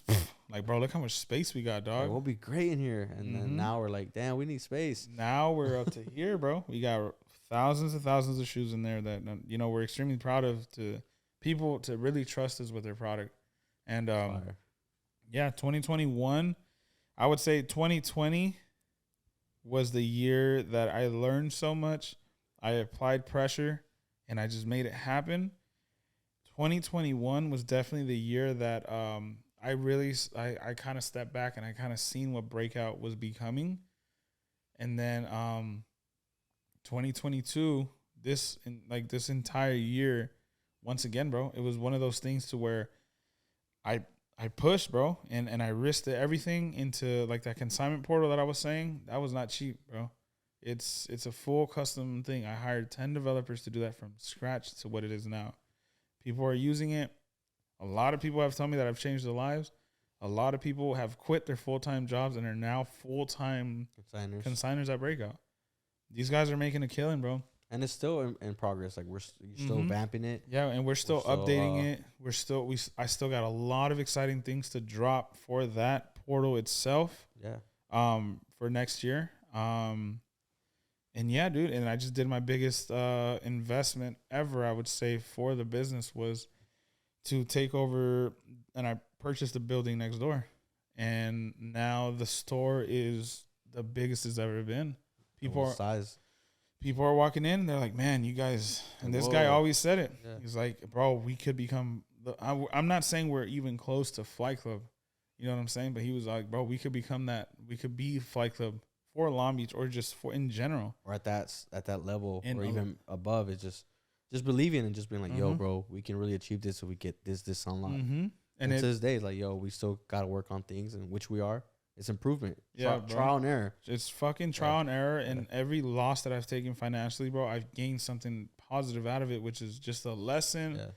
And that's just those gems, bro, of being in business for 5 years and not knowing what the fuck I'm getting myself into. And I'm just figuring it out, dog. Just getting your feet wet and every with day, bro. I'm still trying to figure stuff out. Still trying to figure out things for the brand and for the business. Because it's that. Yeah, bro. Because now the brand is just way bigger than me, dog. It's bigger than me. Like there was one day that I pulled up early and I parked on the side. I see Chris pulling up. I see JC pulling up. I see Jesus pulling up, and I see Notch pulling up, and I see Big Chris pulling up. And everyone's like, oh, and they're like walking together to the store. Coffee in hand. Bro. Yeah, coffee. And I'm just like, damn, bro. Like I gave myself the chills that day because I was like, I can't let these boys down. Like this shit is just bigger than me, dog. Because now, if my family ever needs anything, which is like financially or, just based off like my knowledge that I've gained through this, I can pitch it to them. You know what I mean? Like I feel Like I'm such an asset to my family, you know what I mean? And then obviously like my girl, my son, I have a daughter on the way now. She's doing a couple of months. Like it's just way bigger than me, dog. You know what I'm saying? And it's beautiful to see what, I don't even want to say what I've created, but what we've created. You know what I'm saying? But it took a lot of risks, man. And there was a lot of risks that could have cost everything, but I just kept believing. It sounds corny to say, bro, but literally, bro, I just did not give up. Those dark times that I had where I didn't think Breakout was going to continue and where I could have just been selfish, to be honest with you, and just said, fuck it, bro. Like, I could go back to truck driving, or I could try to go back to the school and figure it out because it's just not working out. I just kept pushing, dog. I kept pushing. I remember when we were doing buybacks. I've always had 4 big bank accounts, dog. And I told you this the other day. Mm. When we would do buybacks, bro, sometimes I didn't have money. And you know what I would do? I would literally go overdraw 2 accounts, 700 from each account. I was negative 700 on both accounts. I think you told me that. And I would go, I'd give the customer the cash, and I would figure it out, bro. And it's just like, these are things that, other stores could relate. It's just me, like. But to the average man, like, that doesn't see this. That doesn't see it, bro. And like, this to the is guy that thinks, like, yo, the dude has a bank, yeah, he has his own business. Yeah. No, bro. This is like during like that time, the 2019 weird 2020-ish. I don't know what's going on. Bro, there was a lot of, like I said, bro, I went through a lot of stress that only I know. But the beauty of it is that I'm 100% owner. I don't have investors. I don't have just you. Nothing, dog. You know what I mean? So if I'm going to take a risk and I fail, I'm going to take that loss. But I always take into consideration the boys, my family, because any stupid mistake that I could do could cost everything. Literally everything. Everything that I worked hard for. It's just, you know what I mean? I see other stores, bro, like, and it sucks, man, but they're crumbling. You know what I mean? Just because they think getting into this business, it's doable, bro. I know a lot of people that are look at Syndicate, like you guys are killing it, dog. You know what I mean? And I tip my hat off to you guys. But there is other stores that, that I hear are struggling, or that I know the owners and they're coming to me for advice. And this is stuff that I'm blessed to have learned and to fix, and to really have a discipline in myself to really strategize the way I maneuver now, just so I won't make these mistakes again. Because once again, bro, this shit could cost everything. A lot of people don't know that, like those things that you had to go through, those losses that you took. Oh, taxes. Yeah. Fucking do your taxes. Taxes, chargebacks. Fuck, I mean, I learned. Like I told you, I seen shops that were playing with consigners' monies, and they're not paying them, bro. And then like you're getting into trouble with the shop owners are getting into trouble, or like you don't know. There's that wrong dude out there that's consigning, and he's not gonna play around with trying to talk it out with words. He might hit the other route. God forbid, but some of these guys, like you're messing with their money. Yeah, bro. And people don't take that lightly. Like I try to get to every consigner. Yeah. Sometimes it takes longer, bro, because like I said, I'm not like Amazon. I don't have it's just like whenever it gets presented to me, I'm gonna get it. Now I have an accountant. Now I have an assistant financially. Now I have like a tax, like she's everything. You know what I mean? As far as the finances go, but. Yeah, bro, whenever a debt is due, and if I don't have proof of whatever the case may be, like, I'm going to fix it, bro, because it's just, I've seen, like you were saying, bro, I've seen stores go down so foul just because. And I came from a shop like that. I mean, later on I'll talk about it somewhat, where that shop wasn't paying out people. And I remember when I left, I was like, all right, I'm done with consignment. I'm trying something else. Yep. When I came back into it with him, I was like, yo, bro, just make sure consigners are getting paid. Yep. And then just the rest will work out perfectly. Yeah. And keep track of payment, of receiving, of when it's sold. Have a black and white. Black and white is like the key factor in any business. And that's just something anybody should do. Yeah, bro. So like I said, man, it's been a crazy journey. I probably forgot some details. Crazy 5 years. But bro, so I got a question. Yeah. So obviously this 2022. 2022 is ending. Yep. What can we expect 2023 from Breakout?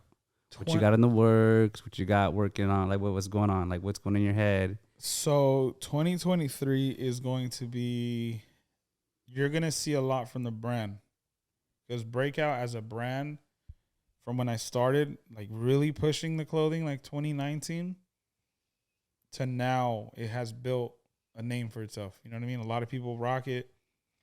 It sells very well. People actually like it. But expect a lot of cut and sew pieces. Right. We're talking about flannels. We're talking about pants. Any accessories? We're talking accessories. It's all in the works already, and this is all knowledge that I've built. And this is like a whole another segment. You know what I mean? As far as the brand Breakout, as far as like the sneakers go, that's what I covered. All the trials and errors of the brand, because that's a whole different business. So yeah, expect a lot of stuff from the brand. That definitely. 2, expect updates on a lot of customer experience, as far as customers coming in and shopping with us, consigners and sellers who are providing the store inventory. That's gonna get a crazy update. People are gonna get paid all electronically now. People are gonna get. It's just gonna be so much more of just an easier process, bro. I had a conversation with Sebas and Josh. Shout out to them from La Platica. They were at the warehouse like a day ago, and then they were just talking to me. They were like, "Yo, like, what do you got planned?" And I was just explaining to them like the differences that I could bring to the table with all of that. You know what I mean? We house over 15,000 pairs of shoes already. We house 15,000. Bro, it's fucking crazy. 15,000. 15,000 shoes. Probably over like, for sure, over 5,000 to 6,000 in articles of clothing. Clothing, we have 5,000 to 6,000. Like that's not including hats or like beanies or like. It's insane, bro. It's insane to see the growth. And there's like sections for it, like that's curated or like at the warehouse. Now with the more show space, we are able. And now with the new retail space that we've only had open, not a lot of people even know it's there because I haven't posted because it's not really done yet. Expect crazy, bro. We're gonna have huge scale. We're gonna have events there now. Like we're gonna have like artists that I'm really cool with have listening parties there. It's gonna be friends and family only. Expect. Oh my god, I almost forgot, bro. HB Media, my guy. He will be taking full charge of our YouTube channel, so expect content coming out. Something I regret is now seeing how big the brand is. Like everything I've told you, and I missed out on so much. Nothing was documented. Yeah, I can't go back. JC got like videos. He got videos and pictures, but it's never like it's not the same. We can't go back 5 years ago to YouTube and say like, bro, look at our stockroom. It was the size of like literally a rack. Unless we get segment from other people's pictures, but I get you. It's not gonna be like how you guys film it every day. Yeah, like imagine like just like B is no longer with us no more. Like he's obviously still alive. I don't want to say it like that, but he doesn't work at Breakout no more. But imagine like capturing those like organic funny moments. Yeah, that dude's a clown. He's funny as fuck. Yeah, like just like capturing moments and shit like that. You know what I'm saying?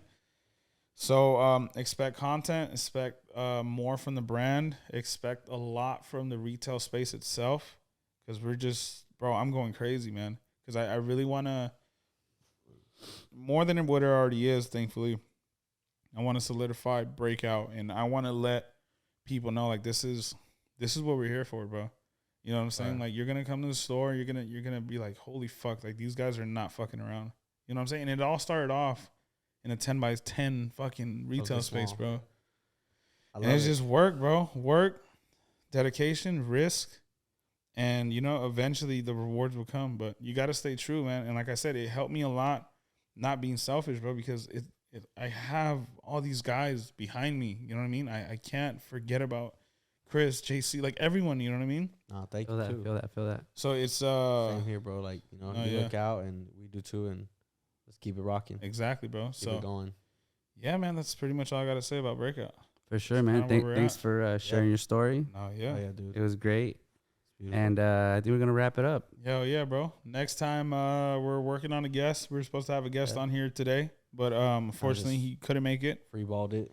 Because of the holiday, so we decided to freeball it. But yeah, man, I think it'll be dope if like Chris goes next. Because he's been in the whole sneaker industry and everything for over 10 years.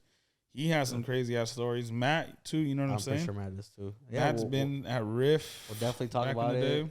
Drop it in the comments what you want us to talk about, what you want to hear. Any specific questions, let us know, and we'll try to answer them on the next video. And yeah, man, thank you guys for tuning in. We are the Social Experiment.